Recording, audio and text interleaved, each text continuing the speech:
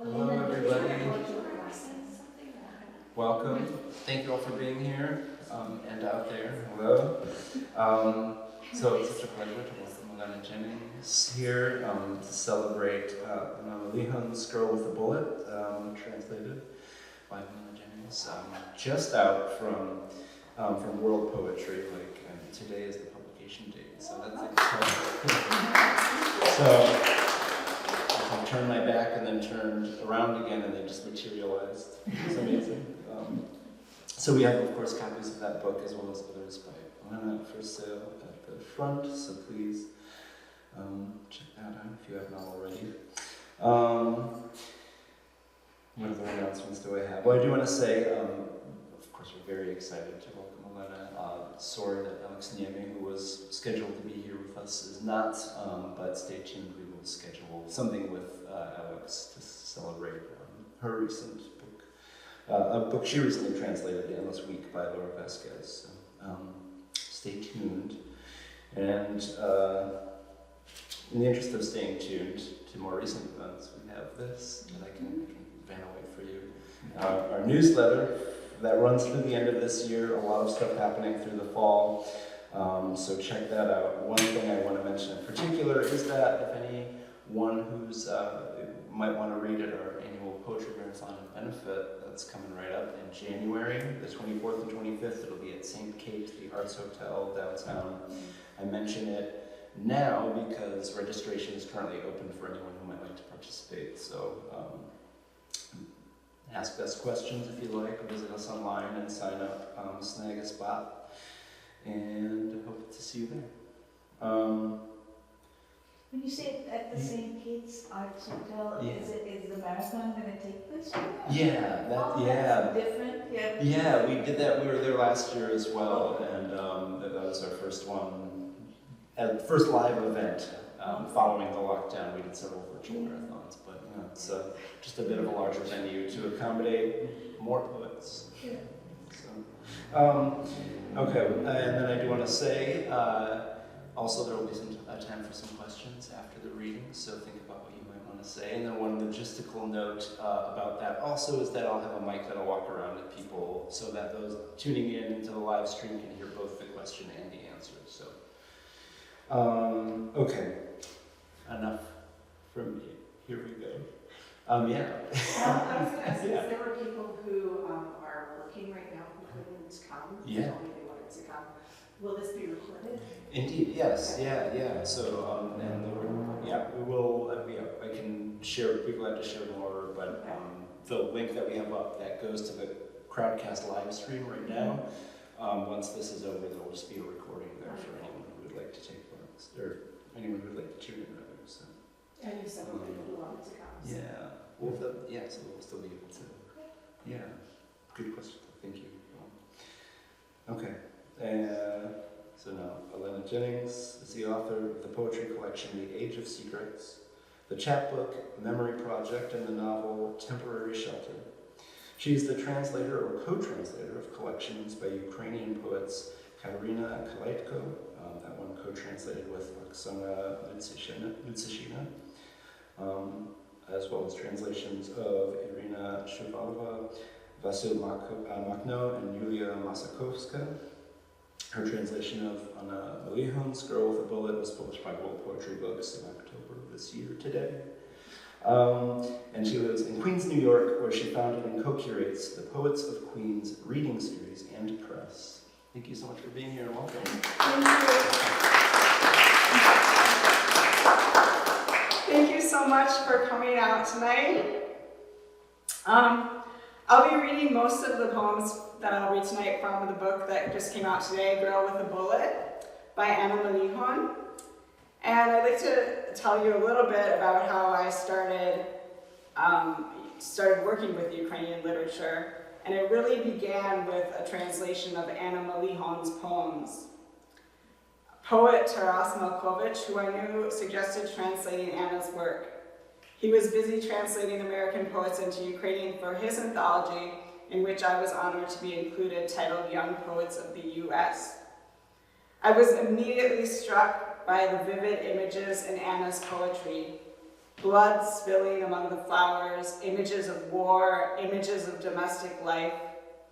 And then Underground Books published a chapbook of her poems called Burnt Skin that I translated for the New York City Poetry Festival. Since then, the poems included in that chapbook have undergone many changes to become a part of this collection, Girl with a Bullet. At the same time that Burnt Skin was published, I was in Ukraine helping Taras to promote his anthology. And that was when I met Anna for the first time. It was with this connection that I would continue to translate her work. This was my first time back in Ukraine since I did an internship there, and I fell in love with Lviv, which is a city in western Ukraine. I met poets who participated in the creation of the anthology, Yuliya Musakovska, Pavlo Matyusha, Andrei Lubka, and I was drawn into that world. I felt comfortable, and I felt there was strength in this community. With these translations, I hope to help the Ukrainian culture flourish in a new environment, bringing it to a new audience. And I'm so honored to be here today in one of the bookstores where I did my first reading back in high school. And I'm excited to share new work in a place that feels to me like home. So I'll start by reading the title poem, Girl with the Bullet. The girl with the bullet in her stomach runs across the highway to the forest, runs without saying goodbye, through the news, the noble mold of solemn speeches, through history, geography, curfew, a day, a century. She is so young that the wind carries her over the long boulevard between bridges where Bishop Herman catches her, promises a good hospital, and promises not to grow airplanes, only tulips. The golden tulip lanterns of Saint Germain, but she wails, I lost my cat at the border. An angel hid in the empty animal carrier from the city's fresco and sleeps. The girl with the bullet in her stomach runs up a hill and sees herself with an ammonite embryo of the city beneath her heart. The key to the city gates sheds its 1,000-year-old rust, and it shines so brightly that she becomes afraid. The girl, Zhenya, with a bullet in her biography, runs to the Ukrainian forest, runs as if she is alive. And I'll mention a little bit about my process of translation. Sometimes I work with the author directly, as I did with Yuliya Musakovska's book, The God of Freedom. So we worked on each poem together. Usually I would do a rough draft, and then I would send it to her, and she would look it over and comment on what she thought could be different, or maybe wasn't exactly what she had intended when she wrote the poem. With this book, it was a little different because when I first met Anna, she really didn't speak much English, so I guess allowed myself to be a little more creative with these poems, because she would read them over, and sometimes she would have a little bit of input, but it was never extensive. So I felt at first like that was maybe making the process harder, but in the end, it kind of opened up some more creativity. So the next poem is one that follows one of the themes that she likes to write about, which is fairy tales. So it's called A Serpent's Child. The boy buries his head in grandma's many layered ruffles. The boy with freckles in the shape of swallows on his fingers, on his shoulders, They say that once his mother destroyed a swallow's nest. He sobs, claims that the flowers in the distant beds are watching him. The boy sees himself through the eyes of flowers. Beneath his bed he keeps an egg in a box. Soon a real serpent will hatch from it. How cool is that, to have your own serpent? Then you will not be frightened of flowers or dogs or anyone who sits up in the tree branches throwing apples at your back. Grandma whispers, "Why did you punish us with this child? For what?" Her daughter sends clothing from the US and never gets the size right. Sends toys that he doesn't need. The boy was warming the snake for a long time. Tomorrow the flowers will all go blind. The telegrams will stop. Even the dust on the icons ages. Grandma prays to return to her nest, but the swallows separate the sky from the grass, and an amethyst strike of lightning moves like a crack through the eggshell.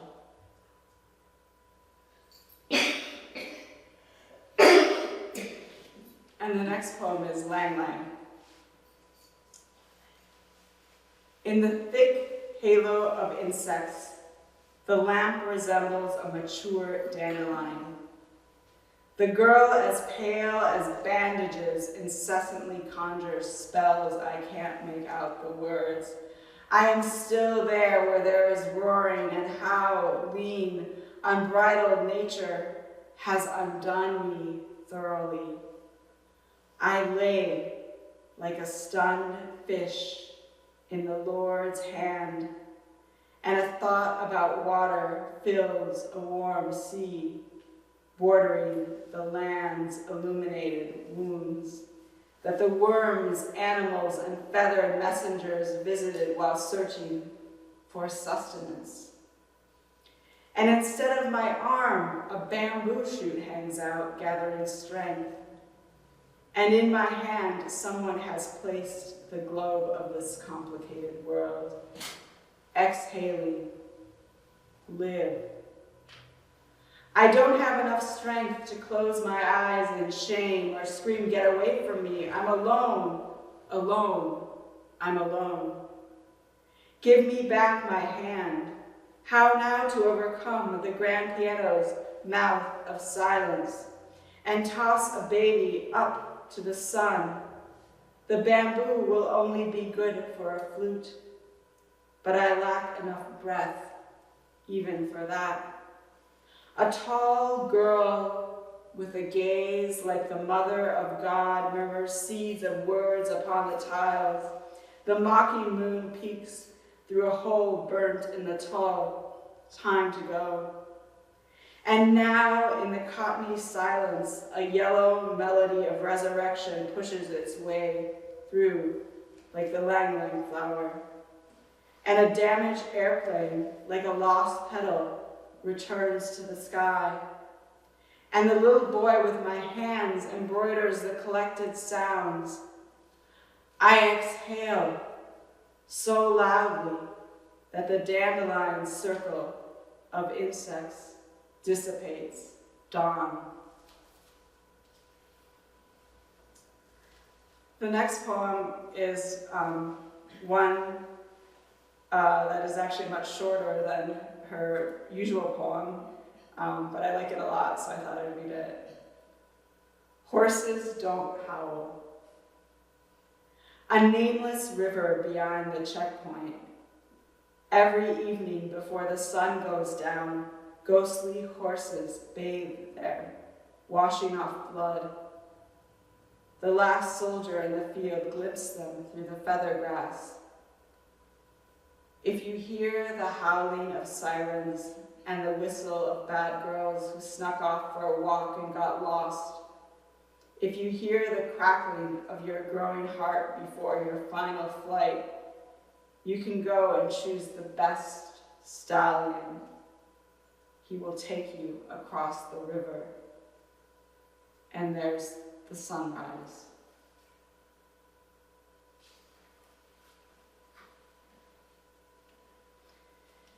And I think this is my top favorite poem in the book.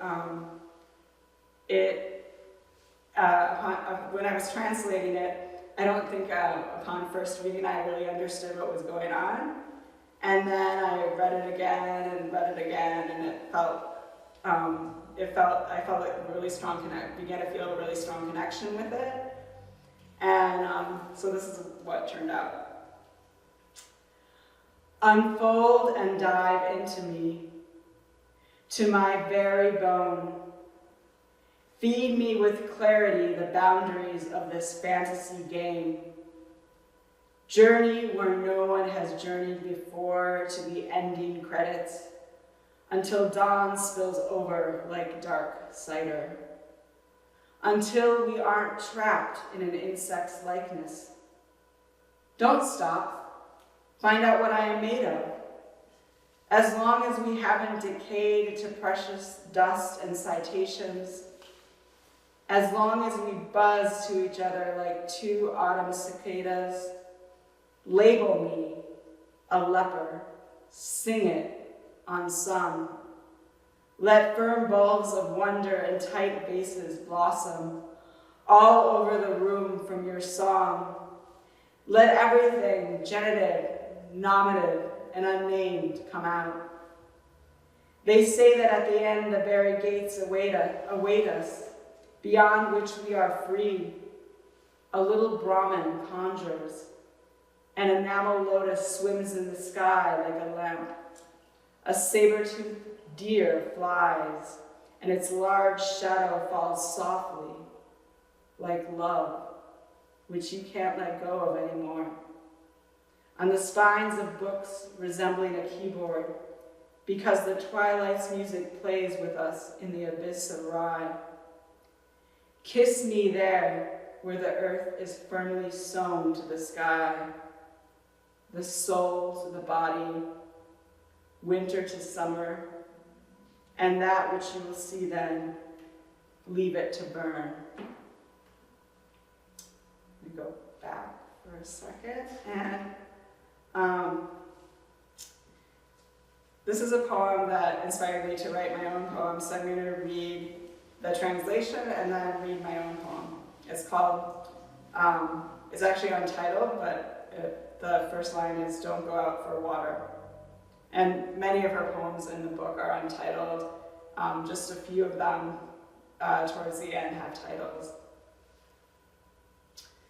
Don't go out for water. Drink the drops from the walls of your underground shelter. You become lighter, almost hummingbird-like, though hummingbirds drink up to 100 drops a day.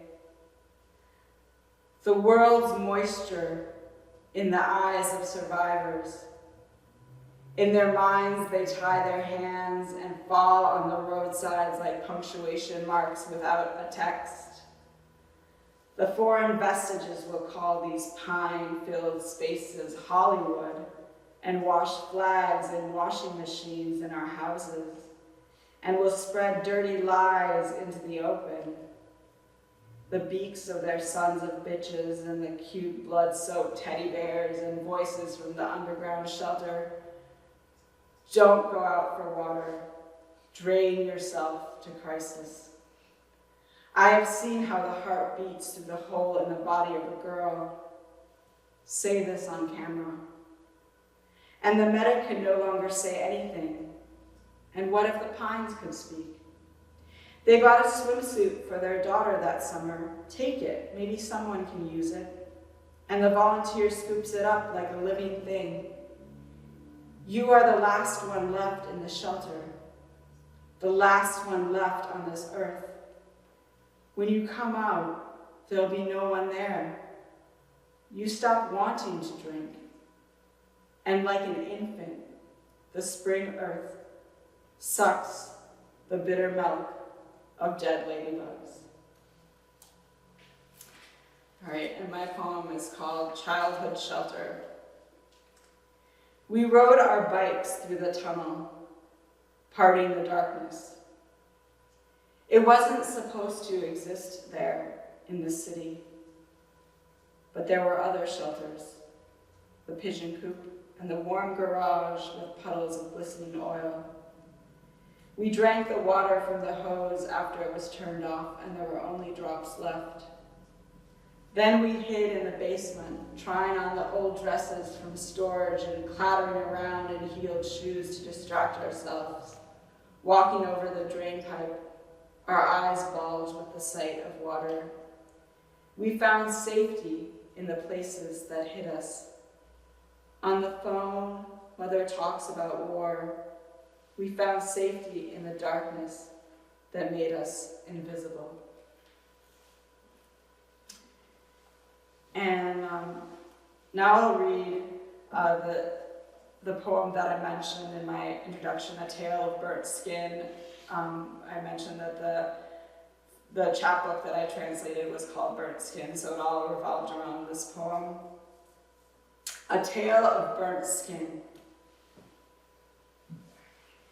Carry me through the forest in your throat. There in the dark blue grass, ants crawl over yellow bones, and bright sweet strawberries grow among corpses, filling a sweet smell. But let me collect the wild strawberries.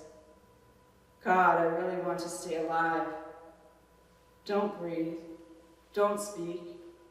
You are the girl who tamed the Steppenwolf. Didn't they tell you that you couldn't burn skin? Bitch, where is your red scalp? Go remove his sticky promises on the black twisted trunks of bygone trees. Couldn't you wake him when he fell asleep with gum in his mouth? For it was already the apocalypse. Now take a jar and strain your poison melt over your cold firstborn. The one who doesn't know the way never gets lost. I carved maps on your back when I started to come and kept the scars for myself. Let them not judge those who were sentenced to death. Let them judge me, your Venus arterial one. Lose me, lost. I am so tired of going back. Somewhere in a magical kingdom, there lived a boy with a dimple in his chin, with a crater in his chest, with insects on his head, one half of the world for mother, the other half for father. He played the flute, put birds in a box, but from his music wild berries sprouted, something quiet and unnoticeable, like the creation of dust, happens in the hours when you let me go. The rain finally becomes rain and happily soaks into the earth. The sand cleverly stirs and grasps shoes in its lips. A wolf embroidered in cross-stitch is nailed above the bed for protection. Until the time I am jarred awake again, carry me through the forest. The music broke out, beat rustled, bitter, never-ending music came from the bird's eyes in the blockaded space. And the one who initiated couldn't stop the blood. So now, maybe I'll read another Anna poem later, but now I'll read from my own book, The Age of Secrets. And so I'll tell you a little bit first about the cover because it's kind of important to me, which is this dress is one that I created.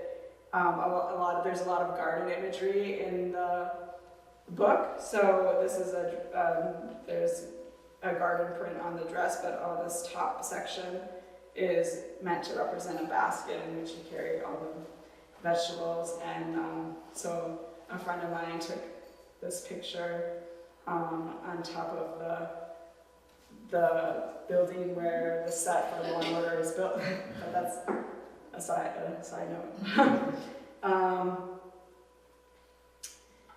All right, so I'll start with Salvation Army.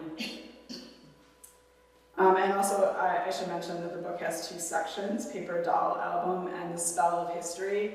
And Paper Doll Album is mostly about the friendship between 2 girls. And The Spell of History is a lot about my family, about Ukraine, and about family history. So I'll start with the first section, Salvation Army. I had found my wedding dress at the Salvation Army in the suburbs, on the 49-cent rack. The top was white and the bottom a dark brown. I was told it wasn't the real thing. I wondered if it made me genuine to settle for what wasn't repeated on so many bodies already, the white silk and the lace, cascading to form a texture that would only be reminiscent of my favorite landscapes.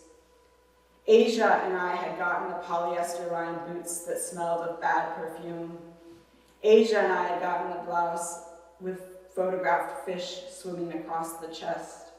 Asia and I had gotten yellowed romance novels. My wedding dress was only 49 cents, so it could not be returned.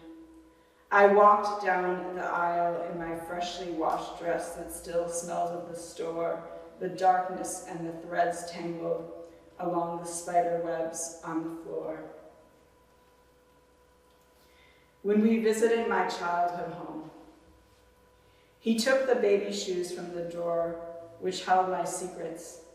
Next to them was the paperweight from the Art Institute, the flute, a little tarnished from the company tune, and the string of pearls. Everything folded into a memory. I was tearing off pieces of the past, leaving them with him in the sheets. The rain was on the pillows, it got messy. I gave him the baby shoes because they were created in my image, because they were all what held me. It was too cold to dig through the snow-covered flowers to find the petals, splashes of scarlet. And the last poem in the series, Curtain. The ice was melting into the water along its edges. Summer when we met, winter when we separated. I did a shoot in the snow, my back against the phone booth. He would still have the pictures of me, would post them on social media a year later. We would remember the wedding as a performance. Okay, so that is a little taste of the first part of the book. And I'll move to the second part. And this is a poem that I wrote after the full-scale invasion in Ukraine. Seamstress in war. She moved the needle through the fabric. The sewing machine was sometimes the only sound coming from within the house, more staccato than the intermittent shots outside. The sound of her own textile was her imagination in thread. She remembered when she had started to make her own clothes. She made a dress for a date. It was the red her grandmother hated because it stood out in the desolate streets where the buildings cried, drops of water falling down windows, dew on the shingles. They went to a cafe and someone opened her purse and stole the last of her coins, still warm with her hands. It was more than a purse. It was her body opened up and taken than thievery. It was then that she started to make collections. She collected buttons. She collected pill cases. She collected foreign coins. She collected red lipsticks. She collected vials of perfume. She collected gum in silver wrappers. She collected spare keys. She collected safety pins. She collected passports.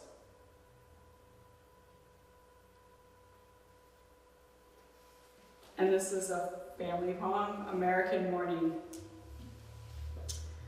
My mother cooked from a space inside, pressed together, with the hot air of borscht, looking for lives in beet-reddened newspapers, looking for our lives against the backdrop of the bell. A man's hands wrapped around the rope, the echo in our chest and the incense wafting towards us.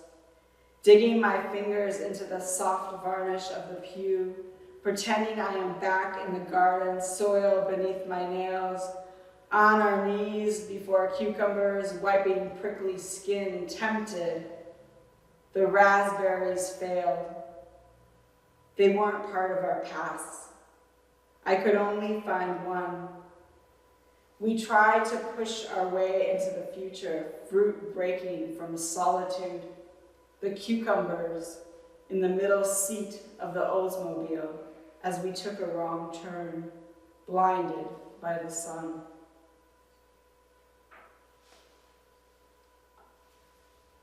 And this is a poem written for an event that a friend of mine was doing that revolved around the concept of home. So it's called Home. Let me give you my old address, so that if you are in the neighborhood, you can drive by, see if they've repainted. You might also see someone I used to know. Maybe eventually we will see each other. Let me give you my address so that you can find it on a map, so that at least you will know where I came from.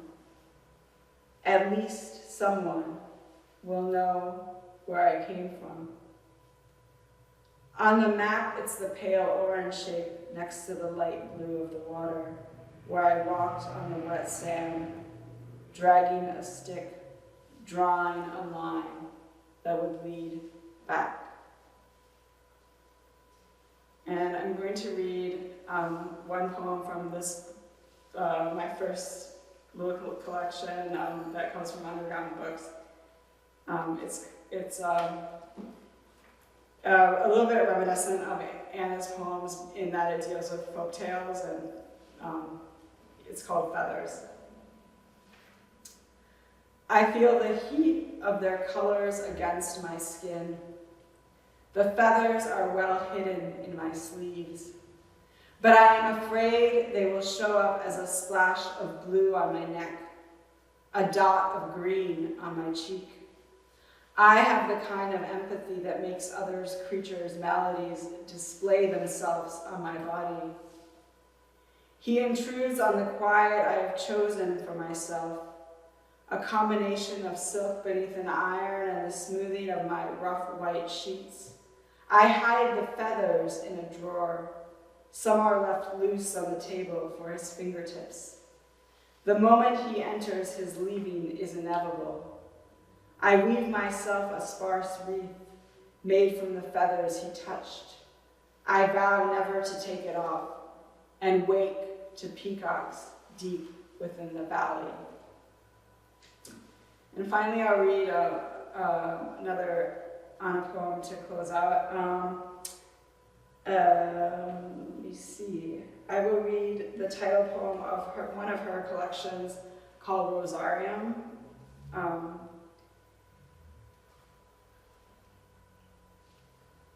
In the humid and drowsy November dusk are the ruins of ruins, where owls laugh, where every explosion echoes tremulously. The one who raced out first is better, safe than sorry. Beyond the ruins, a mountain ash amid the light frost. A woman walks there searching for the one she loved. Marked with a cross, a black spot above her brow, a wild swallow, an angel of the front lines.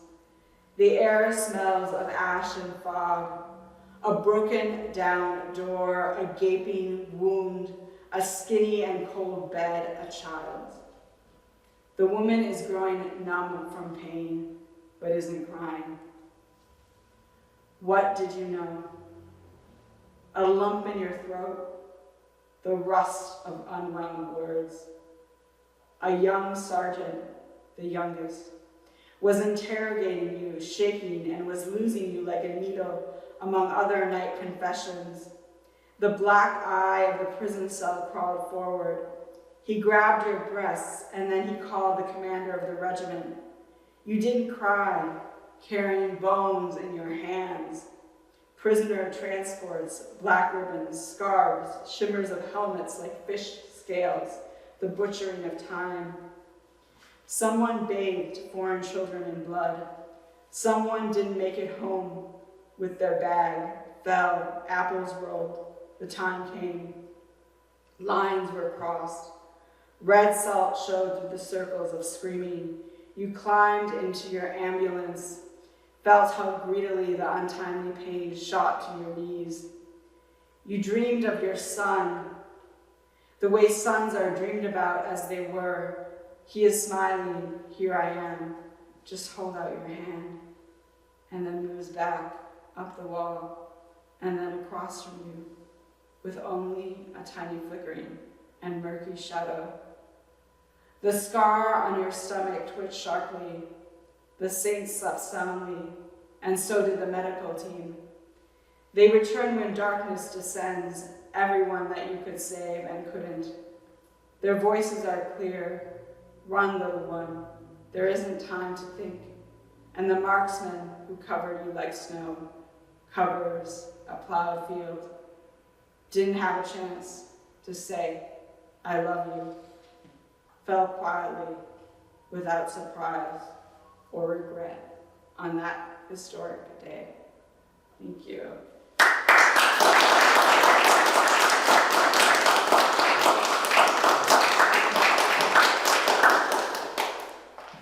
Does anybody have any questions for me? I want to hear more about your process and the translation from the source to the target language and how that works for you. Well, usually, so I think I guess the first part of the process is selecting the text to translate, and so often it happens that the texts kind of come to me serendipitously, where I'll meet someone and then they'll say like, hey, have you heard of this poet? They're really great. Or I'll meet the poet themselves. And then with Anna's, it was a little different because it's a kind of a selected works, so she actually gave me more poems than are in here, and so I did a little bit of choosing, but the next step, I guess, would be to write a draft of the poem. I like to have a rough draft to work with, and then there'll inevitably be a word that I have to look up or to, and so I'll look that up at that time, and or maybe ask her about it if she usually answers me back in Ukrainian, but it still helps. And then, yeah, just kind of sitting with the poem for a while. It takes me actually a pretty long time to translate a poem. It definitely, I sometimes feel that some people can do it really quickly and get it out, but it takes me a while to have an opportunity to think about separate individual words and which word might be better. And sometimes it just comes to me like days later, so definitely I need time to work on the translations. Do you stay very faithful to the source? It depends, because I would say the translations that I have done with the author end up being really faithful. Too faithful? Maybe. But I guess, I mean, I'm really grateful to work with the author, so I definitely feel that that's a privilege that is it's just really interesting. I mean, I love collaborating, and it's really interesting to have someone else's perspective. So with Anna, it was a little less faithful maybe, but still trying to project her voice in English. I guess that's the most important thing, to kind of replicate her voice in Ukrainian in English. Do you communicate with the authors on Zoom or something, or just by phone, or how do you? Usually just Facebook Messenger. Facebook Messenger. Yeah. So how would you compare your writing process for your own poems with writing for Czech poetry? Sorry. How would you compare your writing process for your own poems versus your writing process for translations? Oh, that's a really good question. I mean, I guess with both, I work with drafts. But maybe with my own, I'm a little more relaxed in some way, because I if I get something wrong in my own poem, it's okay. But if I get something wrong in someone else's, I feel a responsibility towards it that I don't feel with my own work. And then with my own work, I guess there's that need for inspiration that I don't feel as much with translation. I feel that with translation I can work on it pretty much any time, but with a poem I feel like I need to be inspired I need to see something that will give me the idea or otherwise inspired to make it happen.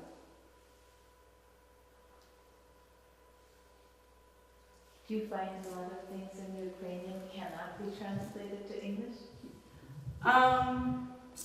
Well, there's like general things that I notice. I mean, with basic things like the words will have a gender, and that really can't be translated into English.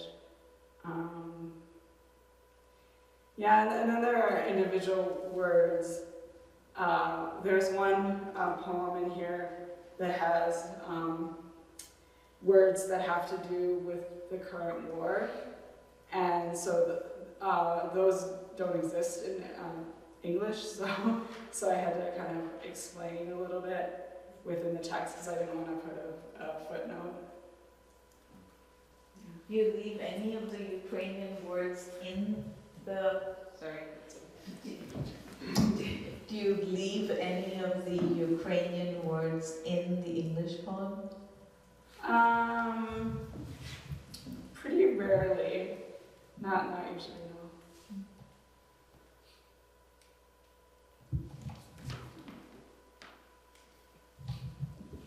no. What inspired you to become a poet, and who were the poets that you looked up to? And also, how did you transition from poetry to translation?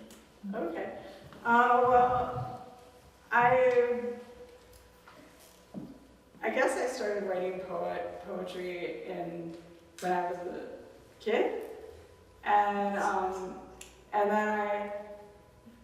I joined a novelist group when I was in Milwaukee, and Shauna was in that group with me. so I was working on some novels, but I always felt more drawn to poetry. I feel like for me I can express the same narrative, but still have something that is based more on image and kind of reaching a conclusion that connects really disparate things, disparate images. And then so I started, the other part of your question was about translation. So I started translating basically when I met someone who sent me, someone from Ukraine here, and she sent me some books of Ukrainian poets, and I was really excited about them. And there was a lot I didn't understand because I had never really read poetry in Ukrainian. I always read, I read books with my mother, like kind of more like novels or children's books, like kind of middle grade chapter books kind of thing.